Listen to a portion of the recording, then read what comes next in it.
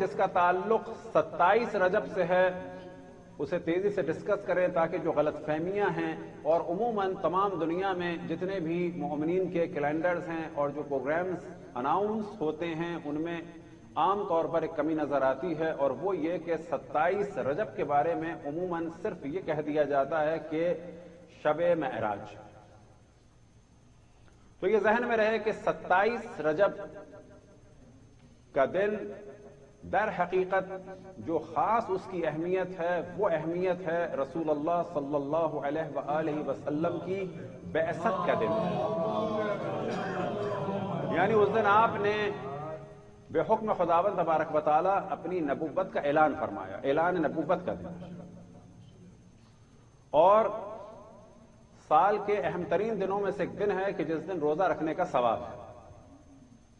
انشاءاللہ کل اور اس کے بعد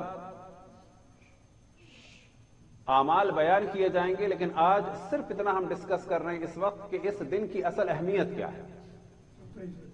تو 27 رجب کی جو اصل اہمیت ہے وہ ہے بعثت رسول اللہ صلی اللہ علیہ وآلہ وسلم۔ لیکن عام طور پر کیونکہ برادران اہل سنت میں 27 کے دن کو عام طور پہ معراج کہا جاتا ہے، لیکن اب یہ ذہن میں رہے کہ معراج اور ایک چیز ہے اسراء۔ تو اسراء کے معنی ہے رات کا سفر اور معراج کے معنی ہے عروج، اور یہ دونوں ساتھ ساتھ ہوئے کہ پہلے آپ سرزمین مکہ سے بیت المقدس گئے اور پھر وہاں سے معراج۔ لیکن یہ ذہن میں رکھیں کہ یہ ایک معراج کا واقعہ ہے۔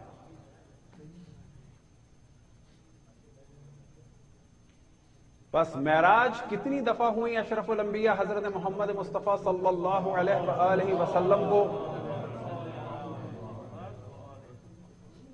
تو کم سے کم 2 دفعہ، اور بعض روایات میں حتیٰ 120 دفعہ کا ذکر ہوا۔ اب ڈسکس یہ کیا جاتا ہے وہ معراج کہ جو اشرف الانبیاء کی معجزے کے طور پہ تھی، اور آپ نے واپس آ کے مکے والوں کو بتایا کہ اس وقت قافلے کہاں ہیں اور میں بیت المقدس تک گیا تھا، وہ معراج کب ہوئی؟ تو اس معراج کے بارے میں جو تاریخیں بیان ہوئی ہیں خود کتب اہل تشیع میں اور کتب اہل سنت میں، تو اہل سنت میں بھی فقط 27 کی ایک تاریخ نہیں ہے، ان کے 2 ربیع الاول کی بھی ہے، 17 رمضان کی بھی ہے، اور رجب کی بھی ہے، تو ساتھ میں ذی الحج کی بھی ہے۔ بالکل اسی طرح سے ہمارے یہاں بھی مختلف تاریخیں بیان ہوئی ہیں، جن میں سے جو زیادہ اہم ہے وہ 17 رمضان کی ہے۔ ساتھ میں بعض جگہ 27 کا بھی ذکر ہے، لیکن بہت ہی شاذ و نادر۔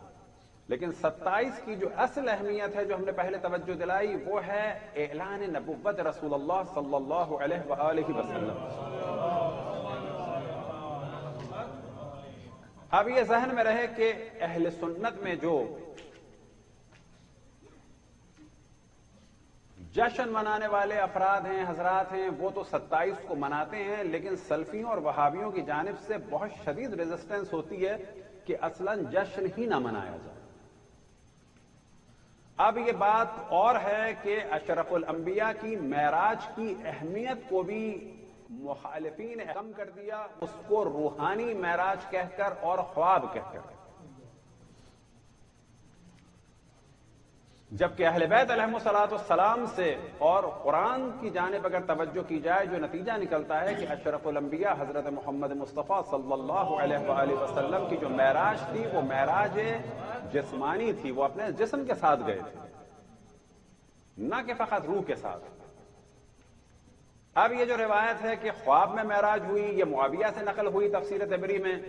اور یہ جو روایت ہے کہ وہ روحانی طور پر معراج پہ گئے وہ جناب عائشہ سے نقل ہوئی، وہ بھی تاریخ تفسیر طبری میں۔ لیکن اہل بیت علیہم السلام نے ہمیشہ ریزسٹنس کیا اور اس جانب توجہ دلائی کہ یہ معراج جسمانی تھی، اور آپ اپنے اس جسم اطہر کے ساتھ جو ہے وہ معراج پر گئے تھے۔ تو اس जानिब तवज्जो रहे कि मेराज हुई, जिस्मानी हुई, एक नहीं हुई, एक से ज्यादा हुई, लेकिन 27 रजब जो है उसकी खास अहमियत है अशरफुल अंबिया के ऐलान नबुव्वत से। लिहाजा जब किसी को मुबारकबाद दें, जब किसी से मिलें, और अगर किसी के घर में नजर हो, न्याज हो, तो कोशिश करें कि हमने 27 को नजर रखी है, क्योंकि वो रोज़े ऐलान नबुव्वत या रोज़े बअसत रसूल अल्लाह